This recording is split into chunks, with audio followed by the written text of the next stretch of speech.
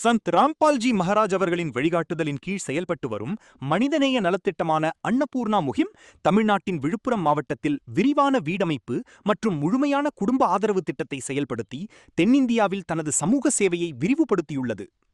தமிழகத்தில் முதலாவதாக இந்த திட்டத்தின் கீழ் வீடு கட்டி வழங்கப்பட்ட பயனாளி பூ பழனியம்மாள் பெருமாள் கோவில் தெரு, சித்தானங்கூர் கிராமம், திருவெண்ணெய்நல்லூர் வட்டம், விழுப்புரம் மாவட்டம் என்பவராவார். இந்த திட்டத்தின் மூலம் பயனாளி குடும்பத்திற்கு புதிதாக கட்டப்பட்ட வீடு வழங்கப்பட்டதுடன் அவர்கள் தன்னிறைவு அடையும் வரை உணவுப் பொருள் உதவி, மருத்துவ சேவை மற்றும் குழந்தைகளுக்கான கல்வி ஆதரவு தொடர்ந்து வழங்கப்படும் என தெரிவிக்கப்பட்டுள்ளது. இந்த முயற்சி வெறும் வீடமைப்பை மட்டும் நோக்கமாக கொண்டதல்ல, குடும்பங்கள் தங்களது வாழ்வாதாரத்தை சுயமாக நடத்தக்கூடிய நிலையை அடையும் வரை முழுமையான ஆதரவை வழங்குவதே இதன் முக்கிய குறிக்கோளாகும்.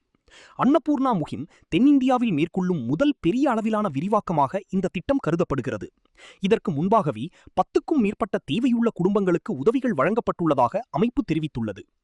வட இந்தியாவில் இந்த அமைப்பு மேற்கொண்டுள்ள சேவைகளின் அடிப்படையில் இதுவரை 10 லட்சத்திற்கும் அதிகமான மக்களின் வாழ்க்கையில் மாற்றம் ஏற்பட்டுள்ளதாகவும் 2.5 லட்சம் குடும்பங்களுக்கு ஆதரவு வழங்கப்பட்டுள்ளதாகவும் கூறப்படுகிறது.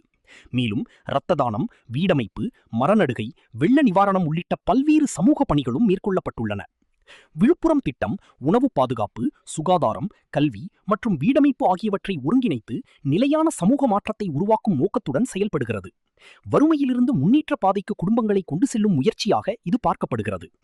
அன்னபூர்ணா முகிம் தென்னிந்தியாவில் தனது சேவையை வலுப்படுத்தி வரும் நிலையில் எதிர்காலத்தில் மேலும் பல மாவட்டங்களில் இதுபோன்ற திட்டங்கள் செயல்படுத்தப்பட உள்ளதாக எதிர்பார்க்கப்படுகிறது.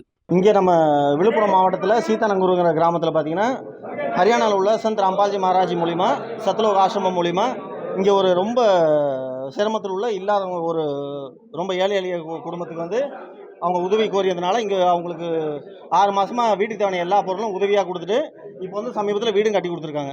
ரொம்ப இல்லாதப்பட்டவங்களாட்டிருக்கு. ஆசிரமத்துக்கு கோரிக்கை விடுத்தோடனே அவங்களுக்கு ட்ரஸ்ட் மூலிமா டீம்காரங்க வந்து எல்லாமே செக் பண்ணி அவங்க உண்மையிலுமே சிரமப்படுறதை பார்த்து கன்ஃபார்ம் பண்ணி ஆசிரமத்துக்கு அங்கே கோரிக்கை விடுத்தோடனே இப்போ சமீபத்தில் பார்த்திங்கன்னா 6 மாதமாக வீட்டுக்கு தேவையான எல்லா உதவியும் கொடுத்துட்டு வீடு வந்து இருக்க ஆபத்தான நிலைமையில் இருக்கிறதுனால அவங்களுக்கு இப்போ வீடும் கட்டி கொடுத்துருக்காங்க.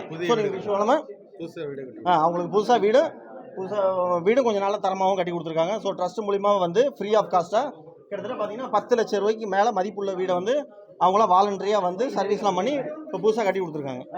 வணக்கம், எல்லாருக்கும் வணக்கம். என் பேர் பழனியம்மாள். நான் விழுப்புரம் மாவட்டம் திருவெண்ணெய்நல்லூர் வட்டம் சித்தானங்கூரில் வசிச்சிட்ருக்கிறேன். எனக்கு பேரண்ட்ஸ் யாரும் இல்லை, அப்பா அம்மா இல்லை, பிரதர் இல்லை. என்னோடய ஹஸ்பண்ட் இறந்துட்டாங்க. குழந்தைங்க 3 பேர் இருக்கிறாங்க. இப்போ 3 இயர்ஸ் ஆச்சு அவர் இறந்துட்டு.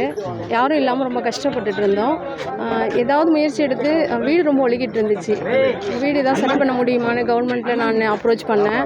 கவர்மெண்ட்டில் உன் பேருக்கு மாறினா தான் வந்து உனக்கு இடம் இல்லை, தர முடியாது அப்படி சொல்லிட்டாங்க. நிறைய இடத்துல நான் முயற்சி எடுத்துகிட்டே இருந்தேன்.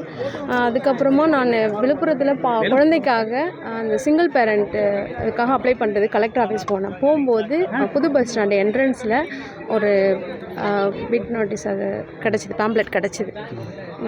அதுக்கப்புறம் அந்த பேம்ப்ளெட் எடுத்து வச்சுருந்தேன், கண்டக்ட் பண்ணி பார்க்கலாம் அப்படின்னு சொல்லிட்டு.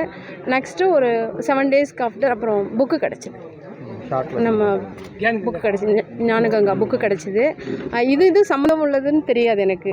அது வச்சுருந்து நான் புக்கு படிச்சுட்டே இருந்தேன்.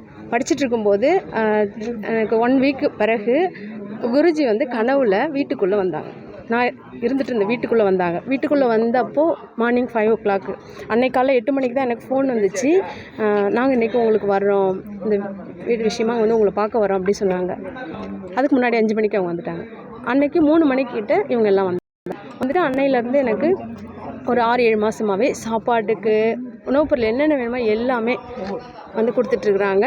நாங்கள் இப்போது நிம்மதியாக சாப்பிட்டுட்டு சந்தோஷமாக நிம்மதியாக இருக்கிறோம். வீடு வந்து நான் கேட்கல, அவங்களே எங்கள் சூழ்நிலையை பார்த்துட்டு தான் கொடுத்தாங்க.